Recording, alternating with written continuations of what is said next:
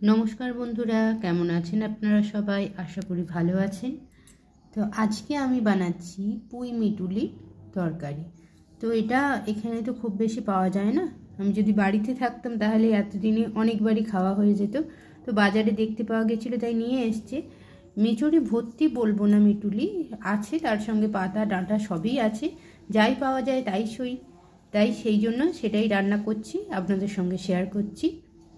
আমার খুবই পছন্দের একটি জিনিস এই পুঁই মিটুলি, যেহেতু এখন পেয়ে উঠি না, সারা বছর পাওয়াই যায় না, শীতের সময় এটা খেতে বেশ মজাই লাগে, সেই জন্য আমার আগ্রহটাও খুব বেশি।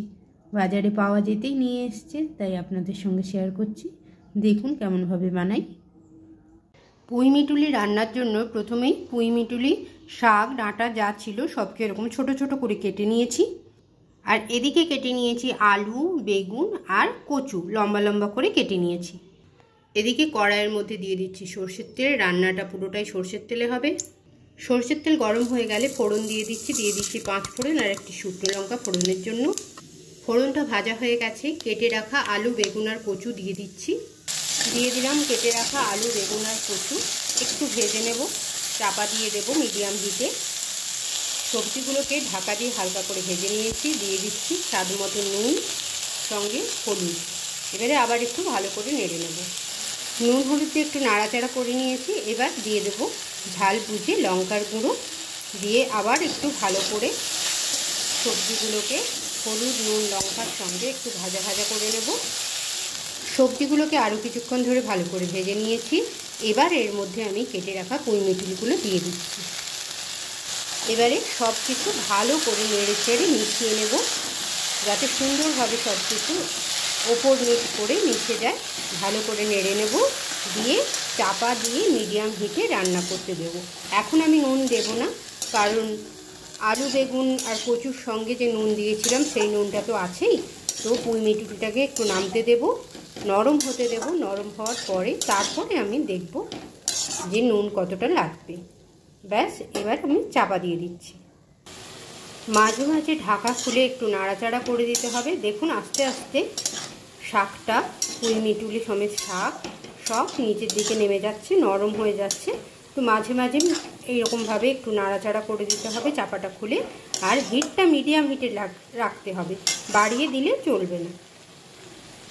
সবজিটা আমার বেশ কিছুটা নরম হয়ে গেছে, এবার আমি এর মধ্যে স্বাদ মতো নুন দিয়ে দেবো। আগে নুন দিয়েছিলাম তাই বুঝে নুনটা দেবেন আপনারা। আর এর সঙ্গে দিয়ে দেব মিষ্টি, দিয়ে দিচ্ছি সামান্য পরিমাণ মিষ্টি। এবার ভালো করে মিশিয়ে নেব, ভালো করে মিশিয়ে নিচ্ছি। এবারে এই রান্নার মধ্যে যে মশলাটা যাবে, এমনি রেগুলার মশলা তো আছেই, তার সঙ্গে এই মশলাটি যাবে। এতে আমি সর্ষে আর পোস্ত একসঙ্গে বেটে নিয়েছি। এই পোস্ত আর সর্ষে বাটাটা 2 চামচ মতো আমি সবজির মধ্যে দিয়ে দিচ্ছি। 2 চামচ মতো সর্ষে পোস্ত বাটা, ব্যাস আর কিছুই লাগবে না এই তরকারিতে, এটাতেই এর টেস্ট দ্বিগুণ হয়ে যাবে। এবারে ভালো করে মিশিয়ে নিয়ে আর একটু ভালো করে নাড়াচাড়া করে নেব। ভালো করে বেশ কিছুক্ষণ নাড়াচাড়া করে নিতে হবে, যাতে সর্ষে পোস্তটা সমস্ত সবজির সঙ্গে ভালো করে মিশে একটু ভাজা ভাজা হয়ে যায়। ভালো করে বেশ কিছুক্ষণ ধরে মিশিয়ে নিয়েছি। এবার ওই যে সর্ষে পোস্ত বেটেছিলাম মিক্সিং বলে, সেইটার ধুয়ে যে জলটা ছিল সেটা দিয়ে দিচ্ছি। অল্প পরিমাণ জল লাগবে, বেশি লাগবে না, কারণ সবজিটা চাপা দিয়ে রান্না করেছি তাই প্রায় সেদ্ধ হয়ে গেছে। এই জলটা দিলেই হয়ে যাবে। 1 কাপ মতো জল দিলাম আমি। এবার এটাকে চাপা দিয়ে আমি ফুটতে দেবো বেশ কিছুক্ষণ, আর এরই সঙ্গে নুন মিষ্টি ঝালটাও দেখে নেব। এই দেখুন সবজিটা আমার প্রায় হয়ে গেছে, একদম সব সুন্দরভাবে সেদ্ধ হয়ে গেছে। এবার আলু আর কচুটাকে একটু খুন্তি দিয়ে একটু ঘাটা ঘাটা করে দিলে সবজির টেস্টটা আরও বেড়ে যায়। তো এইভাবে একটু মাখো মাখো থাকবে, এইরকমই নামাবো আমি। তরকারিটা সুন্দর হয়ে গেছে আমার। নুন মিষ্টিটা আপনারা আগেই দেখে নেবেন। পুঁই মিটুলির তরকারি আমার রেডি হয়ে গেছে। নামানোর আগে কিছুটা সর্ষের তেল, একটু কাঁচা সর্ষের তেল দিয়ে নাড়াচাড়া করে নামিয়ে নেব। একটু মিশিয়ে নিচ্ছি কাঁচা সর্ষের তেলটা। কাঁচা সর্ষের তেলের ফ্লেভারটা খুব সুন্দর লাগে এর সঙ্গে। ব্যাস, তরকারি আমার রেডি, নামিয়ে নিচ্ছি। তাহলে বন্ধুরা তৈরি করে ফেললাম পুঁই মিটুলির তরকারি। কেমন লাগলো আপনাদের, আপনারা বাড়িতে অবশ্যই তৈরি করে আমাকে জানাবেন। আমার তো খুব প্রিয় জিনিস, তাই আমার ভালো লাগবেই, এটা স্বাভাবিক। তো দেখুন কত সুন্দর দেখতে লাগছে।